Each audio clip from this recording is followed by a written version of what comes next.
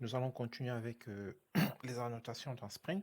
Dans une première partie, on a vu c'était quoi l'injection des dépendances, l'inversion de contrôle et comment dire à Spring de créer les bins.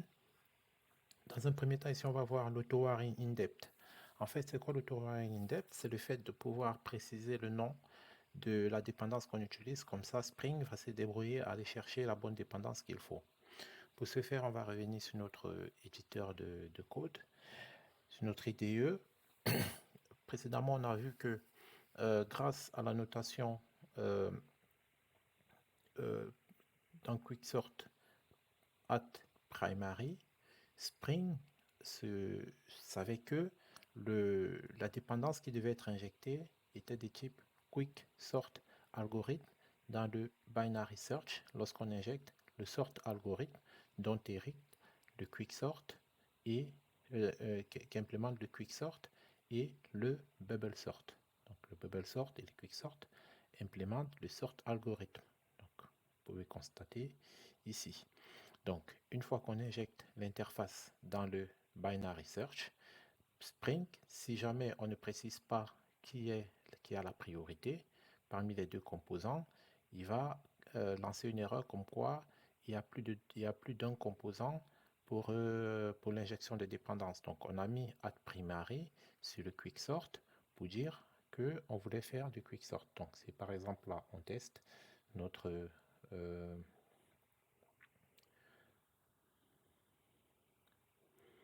si on teste ça, voilà, on va voir qu'ici, vu qu'on a utilisé add primary, il va utiliser le quicksort. Donc là. Maintenant, si jamais on retire ce primary, add primary, il y aura une erreur. Sauf que, par exemple, si on décide de supprimer ce add primary et qu'on essaye de...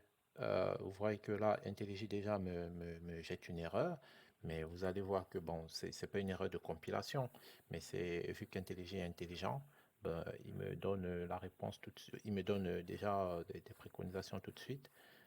Voilà, donc vous pouvez constater qu'ici, Spring n'arrive pas à créer le binary search algorithme ample. Pourquoi? Parce que il y a plus d'un bin qui est créé pour cet algorithme-là. Enfin, maintenant, on peut regarder un peu plus dans les détails. On va mettre les logs, type debug.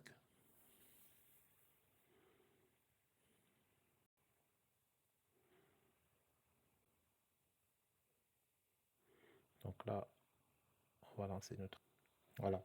Donc ici, vous voyez que Spring dit qu'il attend un single matching. Donc il veut un seul bin.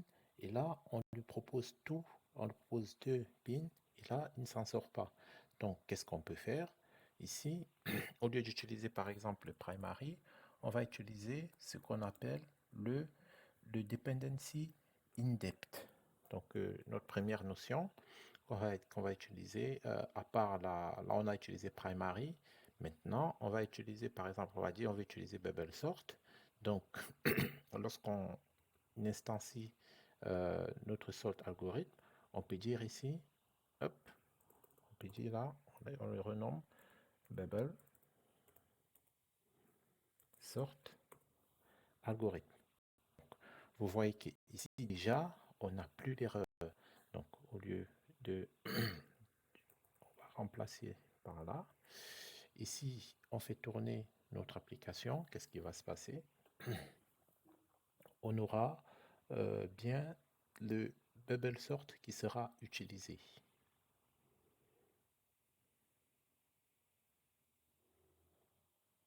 Voilà. Là, on n'a plus d'erreur. On a bien bubble sort qui est utilisé. Pourquoi? Parce qu'on a renommé le nom de notre dépendance lors du wiring par bubble sort et Spring intelligemment, il va aller chercher la bonne implémentation. Sauf que vous allez me dire, bah, si par exemple là dans Quicksort, je décide de mettre une annotation at primary, qu'est-ce qui va se passer?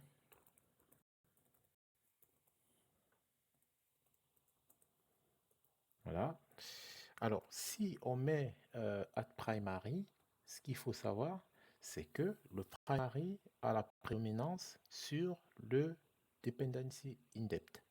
Donc là, ce qui va se passer, c'est que Spring va utiliser le quicksort algorithme parce que il va dire que primary a la priorité sur le dependency indexed. Donc là, on utilise le quicksort.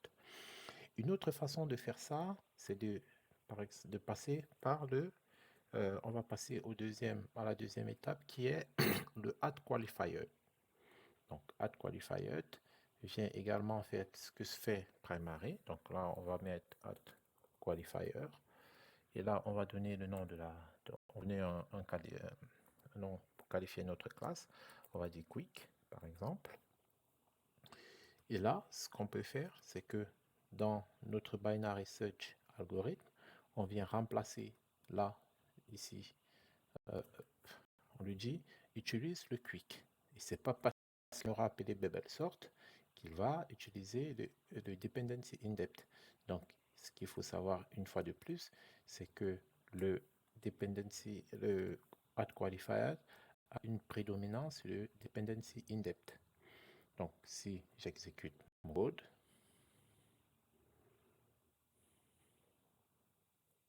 qu'est-ce qui va se passer? On va constater que ce qui sera utilisé, ce sera l'algorithme de Quick Search, donc qui est ici. Donc vous voyez, je peux naviguer. Donc là, il a utilisé le Quick Sort. Vous allez me dire maintenant, bah, écoute, bah, déjà on va commencer par faire une chose, par renommer ça correctement. Sort algorithme. Donc pareil, ici, on va le renommer et on va dire, on va utiliser par exemple sur bubble sort, on va utiliser le même add qualifier.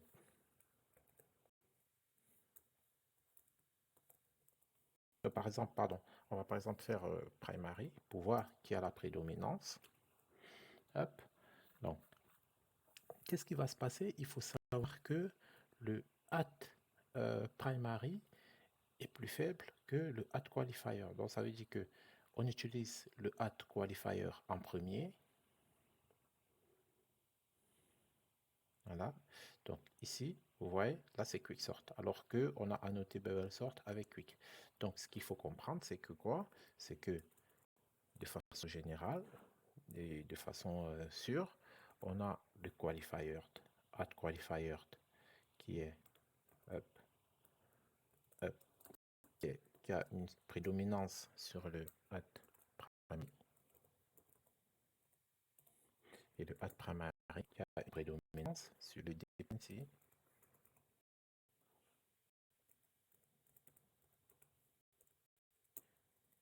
indexed. Voilà. Donc ça, c'est une règle générale qu'il faut comprendre pour passer à autre chose. Maintenant, on va passer à la prochaine étape qui est le scope. Ici, on va passer à la prochaine notion, à la notion numéro 3, le scope. OK. Avant de passer au scope, ce que je vais faire, c'est de créer un nouveau package. Donc, hop, on va aller dans Binary Search Algo. On va dire ici que ça, c'était pour le package point, on va dire IOC, donc Inversion of Control. Donc ici, on va demander à IntelliJ de déplacer ça vers le package. Okay. Donc on a le IOC. Donc ici, on va déplacer également sort, bubble sort et search algorithme. Donc on va mettre tout ça dans le même package. Ah. Ok, donc ici on a, donc on va aller voir c'est quoi le problème. Donc ici on va importer la bonne classe. Voilà, tout est nickel. Là, on exécute.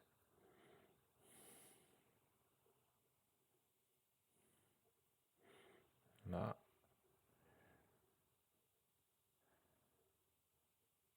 hop, on va supprimer ça.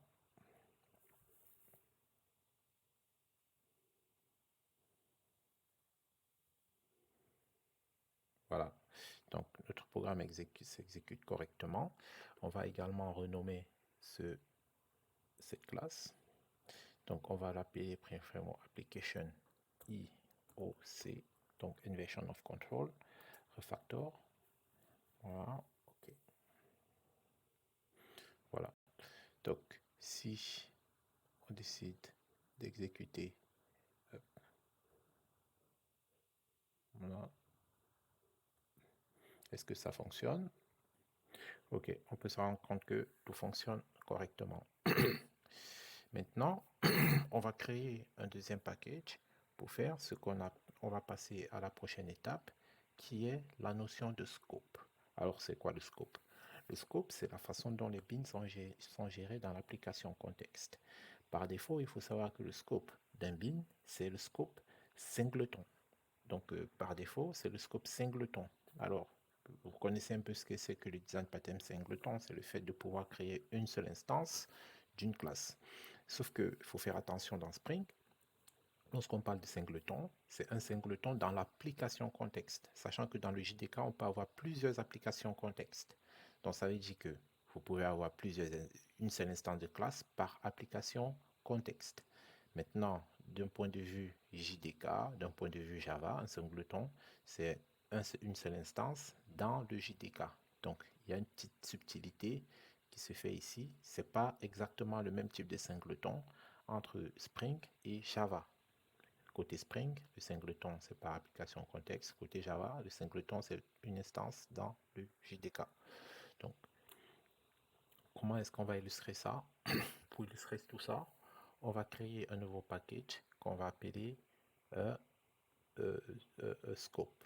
Donc ici, on va créer un nouveau package. Donc, on va parler de scope. Dans scope, on va créer deux classes. Une classe DAO, donc par exemple personne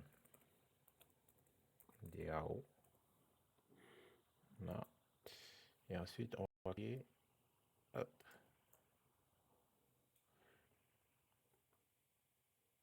une classe de connexion JDBC.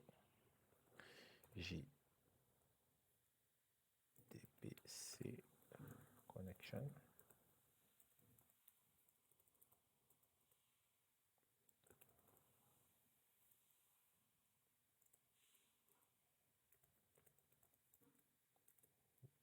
Connection. Okay. JDBC connection tout court. Voilà. Et on va dire ici que tout ce que fait JDBC, c'est juste un constructeur. Donc là, on va générer un constructeur de notre méthode de JDBC. Voilà. Et côté personne DAO, on va faire une injection de JDBC component at AutoArret de JDBC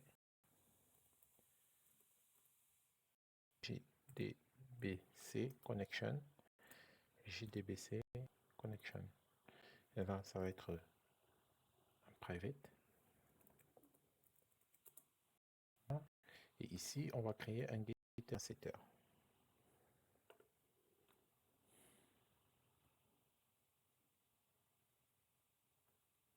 Voilà.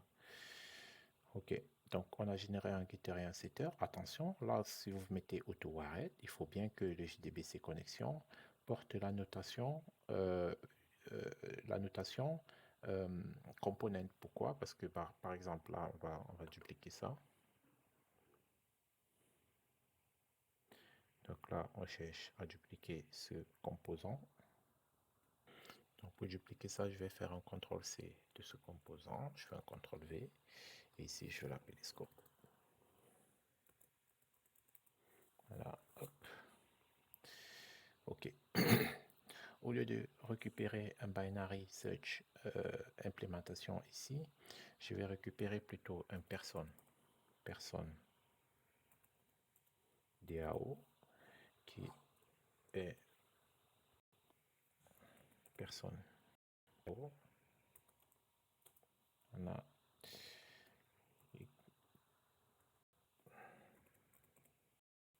personne DAO.class.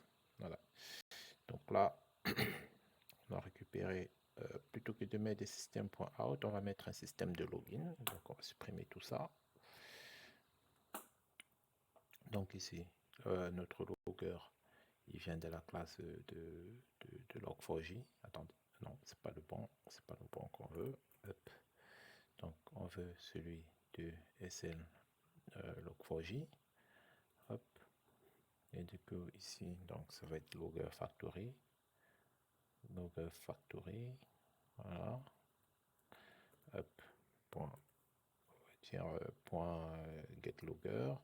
Et là on va prendre notre classe. On va coller ici. Voilà. Point classe. Voilà. Donc là, on a un logger.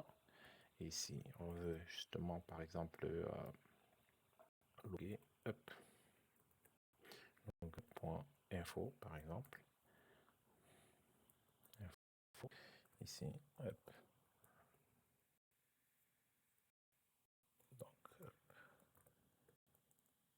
hop, hop. Voilà, notre variable, c'est ça. Et notre élément logué, c'est ça. Voilà. Donc, si par exemple, j'exécute ça, vous allez voir qu'il y a une erreur. Pourquoi est-ce qu'il y a une erreur? Parce que là, on fait autoarrêt sur JDBC connexion qui n'est pas en composant. Et ça, Spring va nous le préciser. Ok, donc vous pouvez voir que là, on a une erreur. No qualifying bin for the chip person DAO available. Voilà. Pourquoi? Parce que là, déjà, person DAO, il faut que ce soit un bin. Donc, il faut que ce soit un composant pour que Spring puisse le scanner. Donc, on essaie d'injecter une dépendance dans un composant qui n'existe pas. Donc, voilà. Hop, on va revenir sur notre IOC. Donc, non, c'est plutôt dans Scope. Voilà, donc ici, dans personne DAO, on va commencer par la notation add component. Voilà.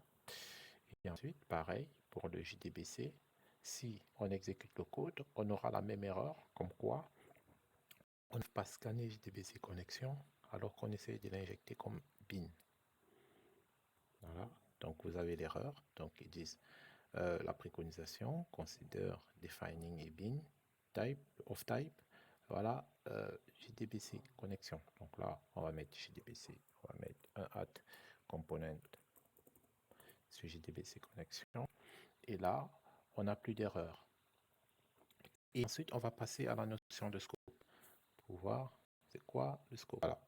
Donc, vous voyez que là, qu'est-ce qui s'est écrit? Là, on a logué la personne DAO. Voilà, donc on a logué personne DAO. Vous voyez que là, c'est des types personne DAO. Et ici, très important, c'est le hashcode. Pourquoi on parle de ça? Parce que si par exemple, je décide de créer un nouveau, enfin, je décide d'instancier un nouveau personne DAO, là je vais dire personne DAO 1. Ici, qu'est-ce qui va se passer? Vous allez voir que d'où intervient le scope des types singleton. Donc ici, hop. Donc là, je mets 1, hop. J'exécute mon code. Donc vous pouvez constater que ici, dans personne DAO 1, et dans personne DAO simple et dans personne DAO 1, on a quoi? On a exactement le même hashcode. Donc ça veut dire que là, on a la même instance. Pourquoi? Parce que Spring, il a créé notre bin une seule fois. Or, maintenant, par exemple, on veut ne pas justement avoir la même instance. On veut qu'à chaque fois qu'on instancie un personne DAO depuis le contexte, on veut créer une nouvelle instance. Donc, une instance différente. Qu'est-ce qui va se passer? On va ajouter ici le scope de notre composant, de notre bin. Donc scope, donc de Spring Annotation. Et ici, on va lui préciser d'utiliser le scope, par exemple, prototype. Donc ici, c'est donc c'est bin factory, Voilà, configurable bin factory. Là, on lui précise d'utiliser, par exemple, le scope prototype. Donc, on pouvait mettre prototype tout court, mais là, on va faire les choses proprement. Alors, là, si on exécute notre code, qu'est-ce qu'on a? qu'est-ce que vous constatez en ajoutant le scope prototype? Que personne DAO n'a plus le même hashcode que le personne 1 DAO. Donc ici, on lui a dit, pour chaque création de nouvelles, pour chaque instantiation de notre bin venant de l'application contexte, crée une nouvelle instance. Donc voilà, donc c'est qu'on on évite le scope singleton, parce que si, par exemple là, on peut remettre le scope singleton, mais il faut savoir que le scope singleton, il est là par défaut. Donc si on met scope singleton, qu'est-ce qui va se passer? On aura le même hashcode pour les deux instances de la classe. Donc là, on exécute le code.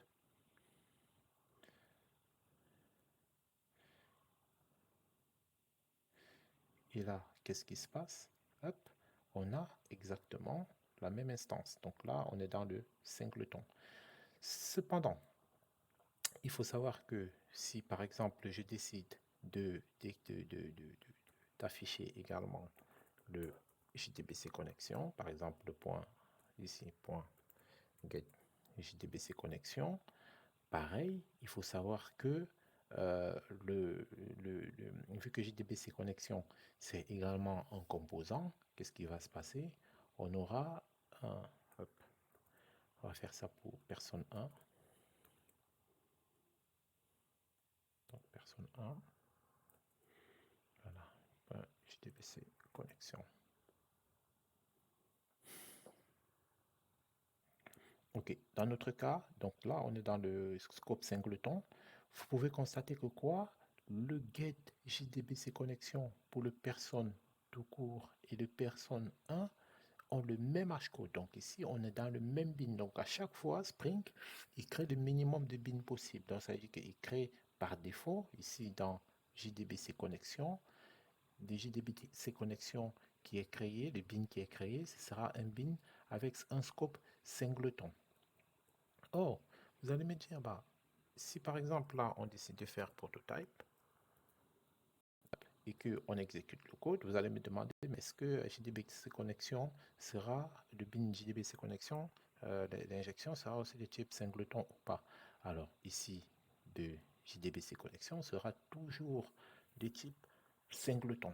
Donc ça veut dire que personne DAO, donc ici, hop, personne DAO et personne 1 DAO, vu qu'on est dans le scope prototype, n'auront pas le même hashcode. Voilà, vous voyez là, les deux n'ont pas le même hashcode. Par contre, les JDBC connexions ont exactement le même hashcode. Vous allez me dire, oui, mais par exemple, si je ne veux pas utiliser les mêmes JDBC connexions, ça va être la même chose pour qu'on a fait précédemment. Donc, on va pouvoir aller dans le JDBC connexion et pouvoir mettre également le scope.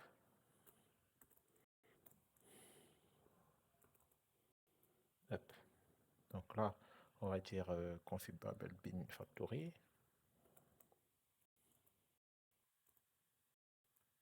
Configurable bin factory. Et là, on va mettre le type prototype. Voilà. Vous allez me dire, ah, ok, ben, on va afficher maintenant, à chaque fois, on va créer un nouveau bin. Donc là, vous pouvez constater que, ah bah oui, ici, on a des bins différents. Et, enfin, on a des personnes DAO, on a ces types prototypes. Hop. Si on revient là, on a bien, hop, hop, voilà, hop. Voilà, on a des types prototypes, donc des hashcodes différents. Pareil pour la connexion JDBC qui est maintenant différent également. Donc on peut essayer on peut décider d'effacer ça. Et si on efface, qu'est-ce qui va se passer? Hop. Hop. Okay. Donc vous pouvez constater que lorsque on est sur du singleton, le person DAO a une instance de type JDBC exactement pareil que celui de person DAO 1. Donc ici, malgré le fait que sur JDBC connexion, on ait mis la notation configurable, le scope prototype, bah, on a un singleton. Pourquoi? Parce que ici, PSONDAO étant un singleton, il va créer une seule instance des types JDBC connexion, peu importe. Et vous allez me dire, mais non, mais par exemple, je veux que même si pour personne DAO, on ait des types singletons, je veux bien que lorsqu'on instancie les JDBC connexion dans la personne, je veux un truc différent. Et là, on va passer sur la deuxième notion qui est les, les, les, les- les- le scope. On va sortir de la notion de scope par défaut et là, on va entrer dans la notion de scope. Donc ici, on va introduire la notion de proxy. Donc là, vous pouvez voir que ici, on peut préciser que on est de type prototype et ensuite, on définit un proxy mode. Donc le proxy mode, c'est quoi? C'est le fait de dire que pour chaque, même si on est on est instantanément dépendant, on est injectement dépendant dans un scope, on va dire, dans un scope singleton, pour chaque instantiation des JDBC, je veux une nouvelle instance. Donc là, si on exécute ça, vous allez constater que, contrairement à la fois précédente, ici, on a un JDBC connexion qui est différent pour les deux instances, alors que les deux instances ont le même hashcode. Là, on est sur un proxy mode de type target class. Voilà. Donc, on va passer maintenant à la prochaine notion, qui est la notion de component scan. Alors, il faut savoir que lorsque Spring s'exécute, qu'est-ce qu'il fait? Donc, on va revenir dans notre leçon sur les scopes. Ici, qu'est-ce qui se passe? Spring, il va scanner toutes les classes qui sont dans le package où se trouve la, la classe avec la notation Spring Boot Application. Donc, par exemple, si vous décidez de créer deux classes en dehors de ce package, vous aurez une erreur. Par exemple, décidons d'extraire ce package. Là, on va dire hop, JDBC connexion. On ne veut pas qu'il soit dans Spring, formation Spring Framework. On veut par exemple qu'il soit dans Spring Formation tout court. Et là, move to this package. Voilà. Donc ici, on a maintenant un package où on a notre classe et on a un package de type scope. Attention, voilà. Hop. Et là, je déplace ça aussi. Refactor. Et là, je supprime ma classe, mon package de là. Hop. Donc si j'ai décidé à nouveau d'exécuter, hop, on va venir pareil dans scope. On n'a pas d'erreur parce qu'on importe très bien nos classes. Mais là, si j'exécute mon code, vous allez vous rendre compte que Spring ne sera pas capable de scanner mes composants. Pourquoi? Parce que mes composants sont en dehors du package de la classe main. Voilà. Donc là, voilà. Donc, il ne peut pas trouver les bins. Donc, il n'arrive pas à trouver les bins DAO. Donc, il dit c'est pas disponible. Pourquoi? Parce que Spring n'a pas été capable de scanner ce composant-là. Donc, par défaut, Spring scanne les composants qui sont dans le même package que la classe avec la notation Spring Boot Application. Donc, une autre façon d'ajouter mes composants, je peux ajouter un component scan. Là, il faut savoir que par défaut, il y a déjà le package par défaut là. Donc ça, on n'est pas obligé de l'ajouter, mais on peut maintenant ajouter le package. On va dire à Spring va scanner les composants qui sont dans ce package là. Donc là, on va ajouter ça. Voilà. Hop, on exécute. Voilà, et vous pouvez constater que là, on a notre, on a notre code qui s'exécute correctement parce que Spring allait scanner justement les composants du package extérieur au package de la classe Spring Boot Application. Voilà, donc c'est ça la notion de component scan. Maintenant, on peut vouloir faire des choses avant et après la création de chaque composant ou de chaque bin. On a deux annotations. Il y a une première annotation qui s'appelle post-construct.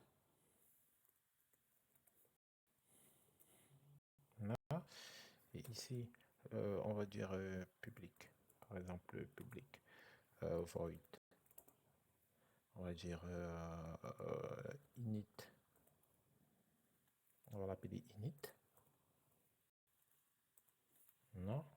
Donc ça, c'est lorsque le composant sera créé, il va s'exécuter. Par exemple, dire system out. Out.println. On va dire début. Et là, on met 3 points de suspension. Hop. On met des coups de guillemets. Voilà. Et à la fin, on a une annotation qu'on appelle pre-destroy. Là, on va l'appeler init, mais plutôt destroy. Et là, et lui, on va l'appeler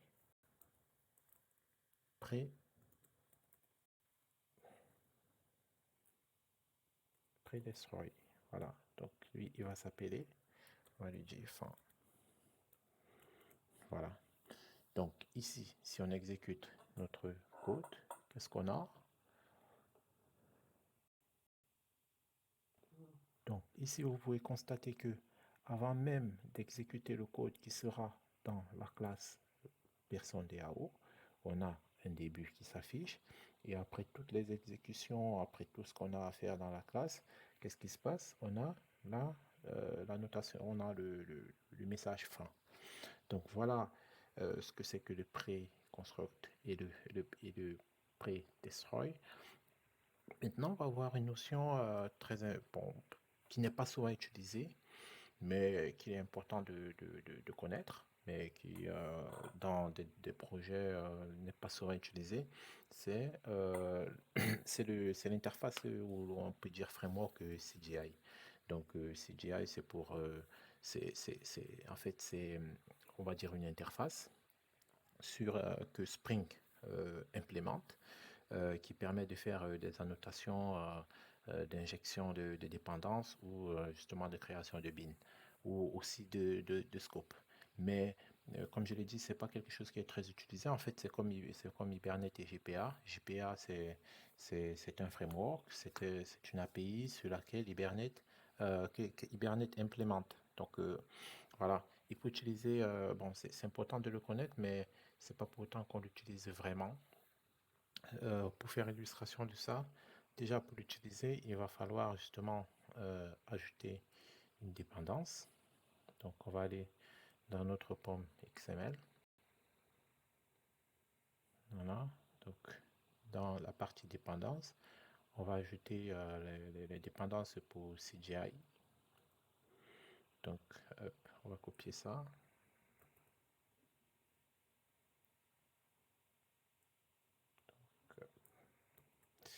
Ici, on va dire c'est donc ici on va mettre c'est Javax index Javax.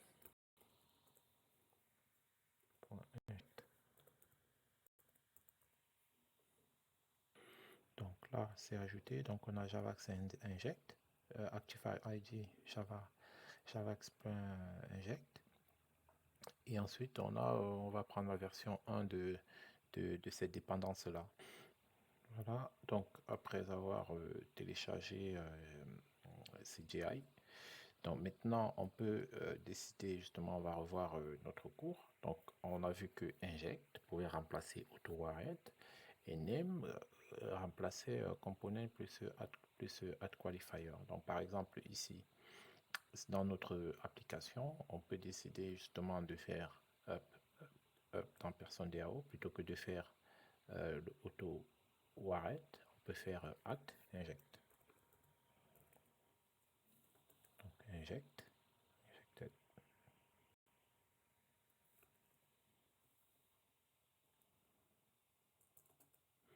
là, j'attends. J'espère qu'il va apparaître. Ok. Donc, par exemple, là, si je décide de mettre inject, donc on a de Java inject. Donc, vous voyez ici que dans notre là, on a bien l'ensemble des éléments qu'on a, donc inject name singleton. Vous les avez ici, donc inject named. Vous avez provider, qualifier, scope, singleton. Donc c'est un peu pareil. Donc ici, vous pouvez faire inject et le code continuera de fonctionner. Vous pouvez, au lieu de dire component, dire name, named. Voilà. Ok, donc là, si j'exécute mon code, vous allez voir qu'on a à peu près le même. Donc là, vous voyez qu'on a le même résultat, exactement le même. Donc, si vous mettez ici là, singleton